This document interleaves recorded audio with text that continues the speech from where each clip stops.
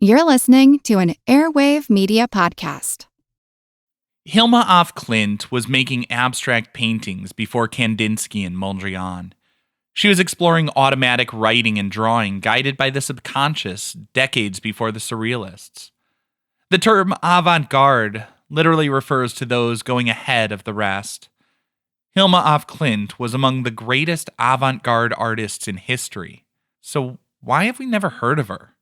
I would say, aside from the fact that in the late 19th and early 20th centuries, a lot of Western society was just not valuing the innovations of women in the way that they should have.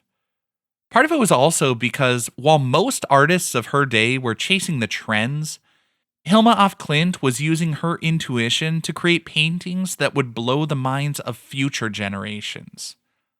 She was literally painting for the future. She actually had a shorthand. She would mark pieces with a +X, and she stipulated in her will that those were not to be shown until 20 years after her death. I feel like who art Ed? Try to spice it. Who art it? Mr. Wood art Ed me. Yeah. Either way, it's ambiguous. It works on so many levels. I know. That's off to a great start. Welcome to Who Arted, where we explore visual arts in an audio medium.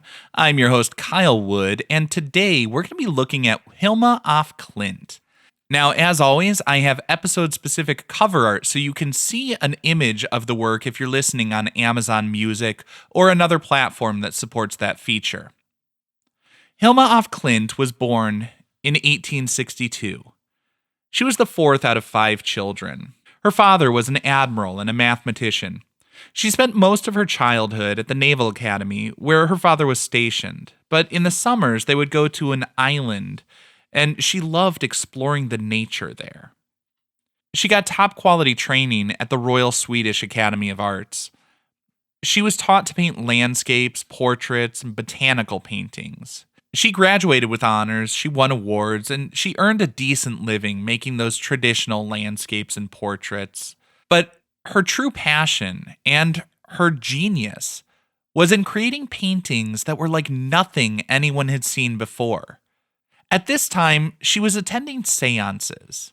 While we think of seances today as sort of a cult and something to be dismissed, the spiritualist movement in the 19th century was taken much more seriously. This was a time when photography was relatively new, and of course, immediately photography was used to create, quote, evidence of the paranormal, sometimes through accidents of light, and other times through clever manipulations and double exposures. I'll link an episode in the show notes if you want to learn more about some of those hoaxes of ghost photography. But at the same time that we were starting to see this new surge in photography, we also found X-ray technology, which was discovered in 1895. And a decade later, it was on display at the World's Fair. All of these new ways of creating images and seeing images like nothing that had ever been captured before, it had to be mind-blowing to people and made it seem like anything could be possible in terms of revealing things that were previously invisible. In 1895, the same year that X-ray technology was discovered, Hilma af Klint and 4 other women formed a group called De Femme, meaning the 5. They were seeking another way of visualizing things that previously had been invisible. They held seances to make contact with, quote, high masters from another dimension. They made meticulous notes of their sessions, and this is where Hilma af Klint developed her new radical style.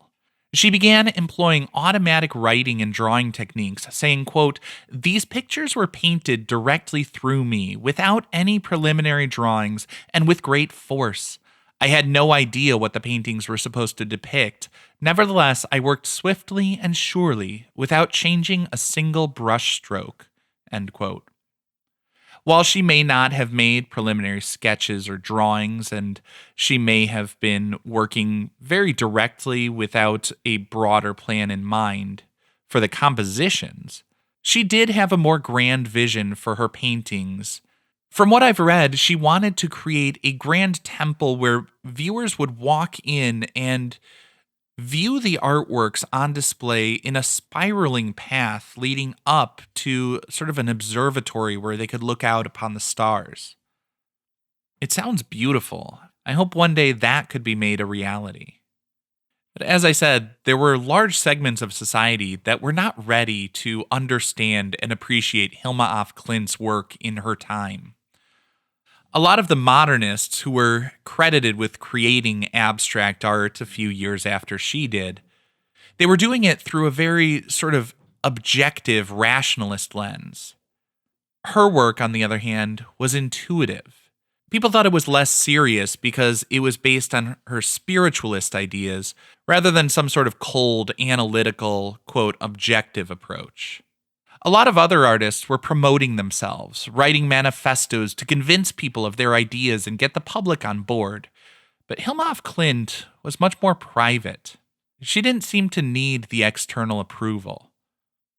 Her work was deeply personal. Her interest in seances was likely due to her personal experiences. When Hilma was 18 years old, her 10-year-old sister caught a flu. This would be a terminal illness, and Hilma helped her younger sister to accept this fate. I don't see this event as a singular trauma that left her chasing spiritual comfort in the occult, but because she was scientifically minded and a curious person who also had such experiences, I think it all sort of came together for her. She was a skilled painter trained in the traditional methods, but she remained open to new ideas and experiences. While others were seeking external validation, she had the quiet confidence of somebody painting for her own satisfaction, to explore her own ideas and interests. She was painting for herself. She was painting for the future. This concludes this week's episode of Who Arted, part of the Airwave Media Podcast Network.